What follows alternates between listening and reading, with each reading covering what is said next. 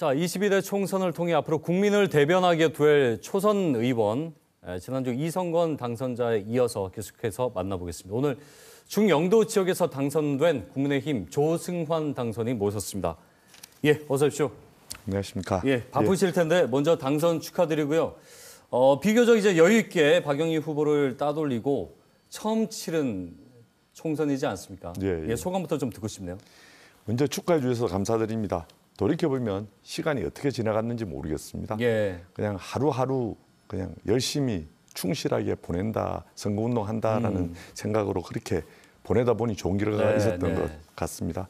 제가 이 피할 수 없으면 즐기자라는 생각을 항상 가지고 있습니다. 그래서 즐겁게 선거운동 한 것 같고요. 네. 선거운동의 초점은 좀 정책적인 측면에서 좀 우리 주민들한테 필요한 정책이 뭘까 이런 거에 초점을 맞추었습니다. 그렇군요. 그러다 보니까 주민들께서 이렇게 뭐 연설하거나 이럴 때 다가와서 공약 잘 봤다, 뭐 우리 중구 영도 꼭 좀 발전시켜 달라 이런 말씀을 해주실 때가 정말 정말 고마웠고 그런 분들 덕분에 정말 힘든 줄 모르고 선거 치른 것 같습니다. 정말 우리 주민분들께 감사드립니다. 그렇군요.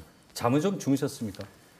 뭐 거의 뭐 한 5시간, 4시간 이 정도 잔 것 같습니다. 근데 원체 이게 익숙해져 있으니까 선거 기간부터 또 익숙해져 있고 또 그전에도 뭐 장관직 수행하면서도 뭐 빡빡한 일정 속에서 지냈으니까 뭐 그렇게 신체적으로 큰 무리는 없었는데. 알겠습니다. 예.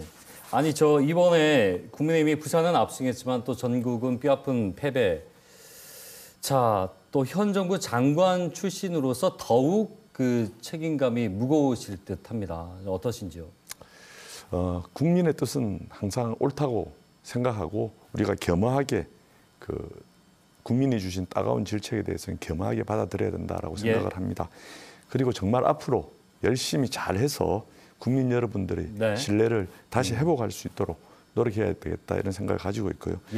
특히 아마 우리 중구 영도구 주민들도 그 질책의 회초리가 많았지만은 그래도 제가 당선된 거는 아마도 제가 장관으로서의 어떤 경험이나 또 공직 생활의 그 역량 이런 걸 갖다가 좀 중구 영도구를 발전시켜 달라 이런 뜻이라고 생각을 합니다. 그래서 그런 주민들의 그 소중한 뜻, 소망을 잘 알고 있기에 임기 동안 정말 열심히 일해보고 우리 중구 영도구 좀 활기도 좀 불어였고 그럼으로써 우리 그 주민들이 주신 이런 성원에 대해서 성과로 보답하겠다 그런 마음가짐입니다. 사실 저 당선인께서 영도에서 태어나신 걸로 알고 있는데 영도구청에서 공직생활 그리고 해수부 장관까지 영도에 대한 그 애정이 남다를 것 같아요.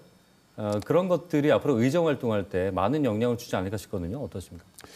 뭐 영도는 이제 뭐 이렇게 태어나고 또 할아버지 댁에서 태어나고 또 거기 할아버지 계속 사시면서 이런 개인적인 인연뿐만이 아니라 어떤 해수부에 있으면서 뭐 동삼동 문제라든지 또 뭐 무량장 문제라든지 또 롯데 저 매립지 문제라든지 여러 이슈들이 참 많았으니까 그런 부분들이 계속 인벌브하면서 중구 영도구와는 정말 필연적인 그런 인연이 있다라고 생각을 하고요.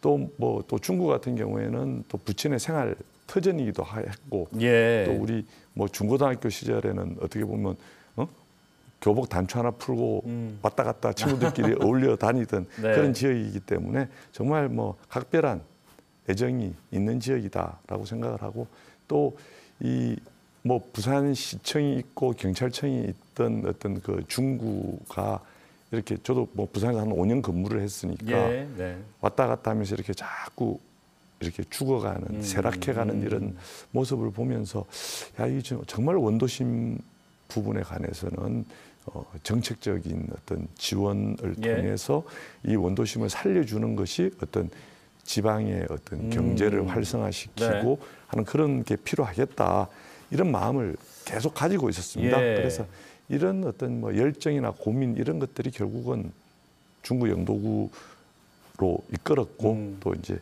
지역을 위해서 주민을 위해서 일할 수 있는 기회가 생겨서 정말 감사할 따름입니다. 다른 도시도 뭐 마찬가지지만 사실은 이게 원도심 대표적인 중영도 이쪽이 아까도 말씀하셨지만 상대적으로 이제 동부산이나 또는 강서의 신도시보다 발전이 더디고 정체도 있다라는 네. 느낌이 분명히 있지 않습니까? 네, 그렇습니다. 그래서 사실은 이 난제가 참 많은 곳이다라고 얘기를 해요. 실제 당선인께서 내놓으신 공약들도 이런 직접적인 개발과 관련된 이슈들이 좀 많더라고요. 예, 그거 잠깐 몇 가지 설명을 좀 해주시겠습니까? 저는 지금 지역 경제를 활성화시키는 게 가장 중요하다고 생각하고요. 예.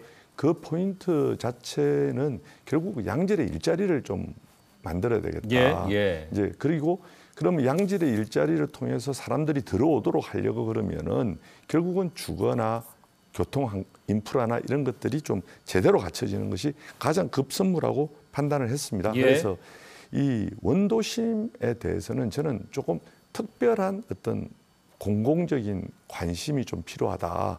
이게 단순히 재개발, 재건축을 어떤 민간에 의해서 이렇게 하는 것보다도 좀 공공적인 관심을 가지고 해야 되기 때문에 이런 부분들에 대해서는 원도심의 그 개발, 이제 사실 우리가 뭐 부산 같은 경우에도 동부산 개발하고 우리 옛날 수영 비행장 개발해서 센터 만들고 도시가 확장돼 갔다 그런다면 이제는 좀 이 기존 도심들을 활성화시키면서 다시 도시의 활력을 좀 가져가야 된다라는 시점인데 전체 이제 도시 발전에 이제 조화를 생각을 해야 될 때다. 예, 그런 시점이 왔다라고 생각합니다. 그래서 그런 부분들에 대해서는 좀 뭐 지방정부 재정이나 국가 재정이나 이런 부분들이 좀 투입되고 그렇죠. 공공이 좀 들어가 주면서 어떤 재개발이나 이런 부분들이 이루어질 수 있도록 그렇게 해서 어떤 부산 전체가 지속 가능한 발전이 이루어질 수 있도록 만드는 게 중요하다 생각합니다. 이게 뭐 사실 민간이 할 수 있는 영역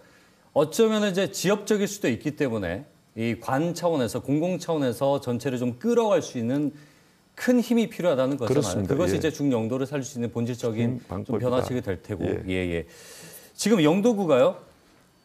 지표마다 너무 위기 징후가 많습니다. 뭐 인구 고용 그리고 인구 구조, 그러니까 고령화가 급격하게 진행이 된 것이고, 또 이 교통 문제도 해결해야 될 부분입니다. 이 사실은 주민들의 삶에 있어서 체감되는 변화가 좀 필요한 것 같거든요. 어떻게 좀 이끌어 나가시겠습니까?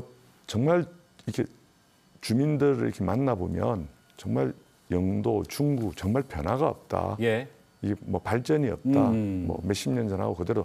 그리고 현실적으로 제가 보더라도 이게 정말 변하지 않았다라는 게 느껴집니다. 그래서 이런 부분은 제가 누차 말씀드렸습니다만은 일단 일자리가 가장 중요하다라는 포커스를 두고 있고요. 그래서 이런 현실을 타개하기 위해서는 지금 이제 우리가 동삼동 해양 크러스트가 있지 않습니까? 그 해양 크러스트를 기반으로 해서 그 주변 지역에 어떤 영 블루벨트에 영향 있는 기업도 유치하고 좀 해양 벤처 관련되는 벤처 산업들도 좀 유치를 해서 양질의 일자리를 좀 지역에 공급을 하고자 합니다. 그래서 그러면서 그 주변의 교통 문제라든지 교통 인프라 문제라든지 이런 부분들도 반드시 개선돼 줘야 되는 부분이고, 뭐 구체적인 거는 이제 주민들하고 의논해 가면서 이게 공공적인 어떤 대중교통 수단을 어떤 방식으로 끌어갈 것인지, 도로 구조를 어떻게 개선해 갈 것인지, 저는 제일 우선적으로 해야 될 부분들이 영도는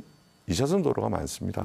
버스가 가다가 정주에 서면 차들이 다 서버려야 되는 이런 현상들. 좁고 또 가파른 것들이 그렇습니다. 있으니까. 그래서 그런 부분들은 일단 정차장부터 좀 개선해야 되지 않느냐. 그러면서 큰 틀로는 좀 지역을 해양교통 중심으로 좀 만들고 해양 신산업 허브로 좀 만들고, 그리고 이제 해양 치유, 그러니까 관광도 좋습니다만은 좀 더 본질적인 어떤 해양 치유의 어떤 그 도심의 해양 치유, 결국 이제 그쪽을 지향을 해야 된다는 말씀이에요. 그런 쪽으로 가야 되겠다. 이번에 초선 의원이 근래 총선 중에 가장 적습니다. 근데 또 부산은 거의 뭐 절반에 가까운 분들이 이제 초선이에요.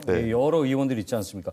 초선이기 때문에 할 수 있는 일, 그리고 당선인께서 여태까지는 이제 행정부 관료로서의 집행과 관리하는 역할이었다면 이제는 입법부에서 법을 만들어내는 역할을 하셔야 되는데 어떤 면에서 좀 역량을 발휘할 수 있다고, 그리고 어떤 목표를 좀 갖고 계신지 궁금해요. 이제 공직 생활을 하는 동안에 참 보람도 많이 있었습니다. 보람도 많이 있었지만은 아쉬운 일도 많이 있었죠. 그러니까 특히 이제 과거에 행정부가 권력이 많았다 그런다면은 지금은 상당 부분 입법적인 부분들이 그렇죠. 많이 요구되는 그런 네네. 상황입니다. 그래서 정말 행정하면서 이런 아쉬웠던 입법들 이런 부분들에 대한 예. 제 필요성을 느끼고 있기 때문에 현장에서 누구보다 잘 아실 테니까. 예, 이제 그렇죠. 그런 입법들을 조금 해야 되겠다라는 생각을 하고 있고, 그 다음에 이제 지역 국회의원으로서 어떤 그 지역과 관련돼 있는 어떤 정책이라는 것들이 사실 좀 정파적으로 이렇게 이해관계에 따라서 예. 변질되는 경우가 들어 있습니다. 그래서 좀 그런 부분들은 지역을 잘 알고 또 지역에 대한 애정을 바탕으로 해서 좀 추진력과 지속력을 이렇게 가지고 가는 어떤 그런 게 해야 지역을 발전시킬 수 있지 않겠느냐 이런 생각이고요. 예, 저는 뭐 좀 변화하고 바뀌도록 하고 싶습니다. 그래서 주민들에게 꼭 필요한 정책은 정당이 다르다고 알겠습니다. 배척하지 않고 예. 주민들과 약속은 꼭 지키겠다. 또 지키지 못하는 경우에는 정말 주민들을 설명하고 또 알겠습니다. 사과하고 예. 책임지는 정치인이 되려고 합니다. 그 초심이 쭉 이어지길 기대해 보겠고요. 마지막으로 좀 짧게요. 네. 이번에 그 여당 참패 속에 대통령 기조 변화에 대한 발언을 한 의원들이 몇 있습니다. 운신의 폭을 넓히라는 등 아니면은 뭐 기조의 변화를 좀 이끌었으면 좋겠다. 어떻게 좀 여기에 대한 한 말씀 좀 듣고 싶은데요. 정말 뭐 국무위원이었던 사람으로서 네. 정말 국민들에게 죄송하고 죄송하다는 말씀 먼저 드리겠습니다. 예. 사과의 말씀 먼저 드리고 이 정부와 여당은 역시 정책의 파트너지 않습니까? 네네. 그래서 이 어떤 협조 관계, 이 파트너로서의 어떤 그 공조, 거기에는 이제 소통이 굉장히 중요하고, 그러니까 제가 국무위원을 하면서도 부족했던 부분, 이런 부분들 알겠습니다. 보완해서 당정 간의 가교 역할을 충분히 하도록 하겠다라는 말씀드리겠습니다. 바쁘신데 오늘 시간 내주셔서 고맙습니다. 다시 한번 축하드리고 오늘 고맙습니다. 예, 지지 감사드립니다. 국민의힘 조승환 당선인과 함께 얘기 나눠봤습니다.